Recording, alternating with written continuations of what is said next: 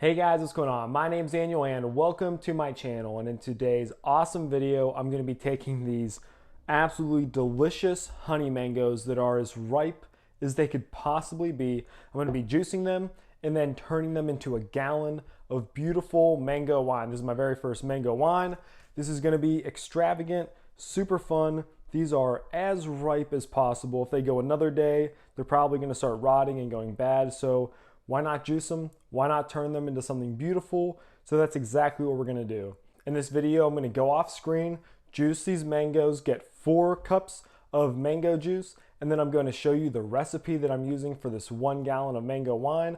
I'm gonna put it all together in front of you and show you exactly what I'm doing and get to the point where it begins its fermentation. So if you're excited to learn how to make 1 gallon of mango wine, this is definitely the video for you. So before I get into the ingredients and putting everything together, I'm gonna go ahead off screen and juice these mangoes. All right, so I'm back. I'm done juicing all of my mangoes. One thing that I'm noticing about the mangoes after I juiced them is that a lot of the juice is locked up in the mangoes, which means that I have this all in a cheesecloth, which I try to avoid doing. If I can just juice it all, get 4 cups and throw it in there. But that's not what I'm gonna be doing today.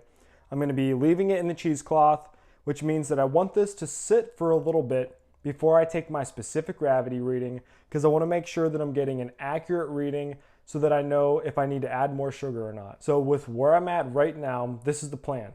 These are all the ingredients and all the steps I'm going to do, and you guys are going to come along with me. So I'm going to take all of this juice and pulp, throw it in this bucket. I'm going to take the rest of the ingredients except for the yeast and throw them in here.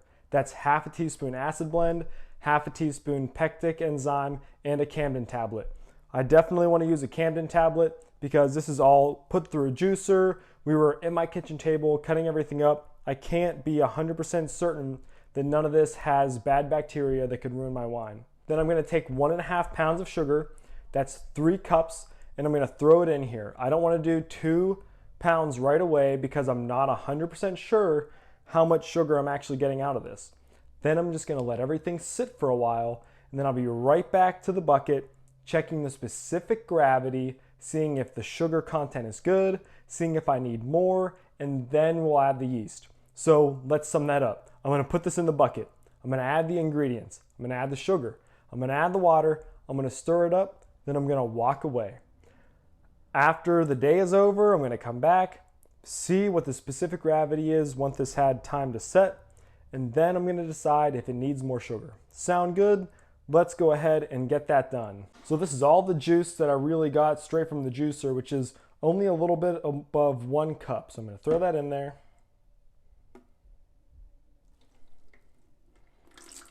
Also, the important step that I somehow always forget to mention in these videos is to sanitize everything.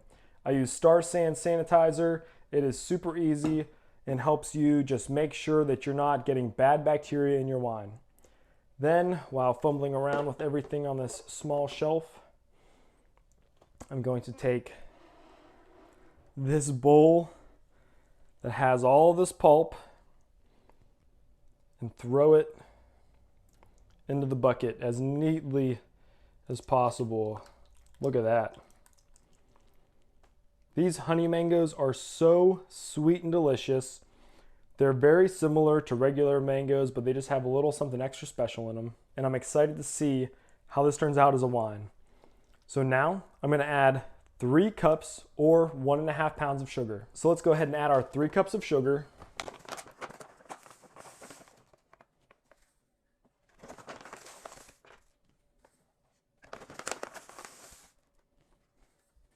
Beautiful. The sugar feeds the yeast. It's what's going to turn into alcohol, and that's why it's such an important part of this process. So now we're going to go ahead and add our Camden tablets, our pectic enzyme, and our acid blend.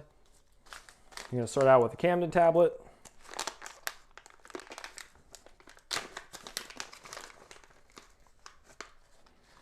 See if I can figure out a way to crush it.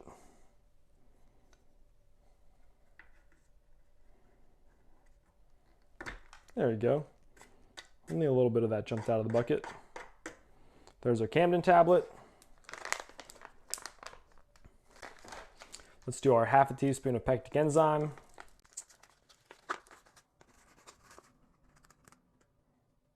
go. And then half a teaspoon of acid blend.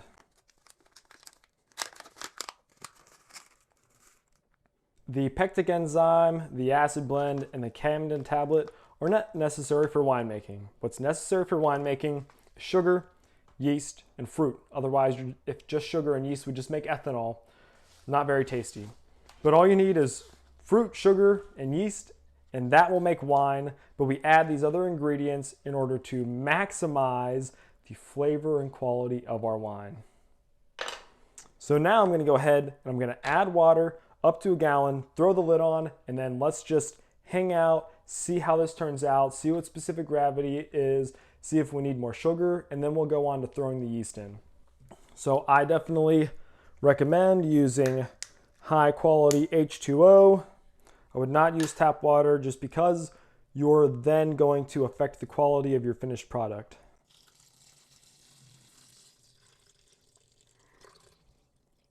That is just about 1 gallon right there, right where the O is on Ohio. Cool. So the reason that we're waiting is because I know that there's a lot of juices locked up in that mesh bag and the pulp of the mango, and I want to give it time to come out so that I will get an accurate specific gravity reading. So I'm going to go ahead, throw a lid on this, and then I'll see you whenever I feel like it's been long enough to get an accurate or at least a good enough reading. See you in a bit. Hey there, I'm back and I hope you didn't miss me too much. It is not later in the evening, it is the next day because I wanted to give this must as much time to dissolve as much sugar from the mango as possible. And because I was kind of lazy too and I didn't feel like doing it, but now I've given this plenty of time to dissolve because the goal was for the sugar inside the pulp to dissolve into the must so that I could get an accurate specific gravity reading. I already took the measurement and we are at 1.080. That is the lowest specific gravity reading I've ever taken. It's going to give me an alcohol content of a roughly 10 or 11%, and I've decided that I'm totally okay with that. I tasted this and it is a fairly mellow mango flavor. I think that if I add too much more sugar, then it is going to be overwhelming for how mellow the mango flavor is. And so I'm thinking this is just going to be a nice, mellow, slightly sweet mango wine that I can enjoy chilled on a hot summer day. So we're at 1.080 and we're sticking with it. So to catch you all up with where we are at in this process, we've gotten a whole bunch of mangoes. I've juiced them all. I've gotten the pulp, put them in a mesh bag that's sitting inside this must. I added water up to 1 gallon. We added 1.5 pounds of sugar. We added half a teaspoon of pectic enzyme, half a teaspoon of acid blend, and a crushed Camden tablet. So now all we have left is the yeast. And so that's really it. We're there. So I'm going to go ahead, take this lid off, throw the yeast on in, close it up, and then call it a day with this mango wine. I'm using half a packet of Red Star Premier Blanc yeast. I've already used another half on a mead that I'm making. If you have not seen that video, go ahead and check it out. But I've went from using a whole packet of yeast to using about a half, maybe less than half, and doing my wines. I'm trying to see what the difference is because one of these packets can brew 5 gallons of wine. So I'm really starting to think there's no reason for me to use this much yeast in such a small batch of wine. So there we go. I threw in about half a packet of yeast. I'm going to close this bad boy up.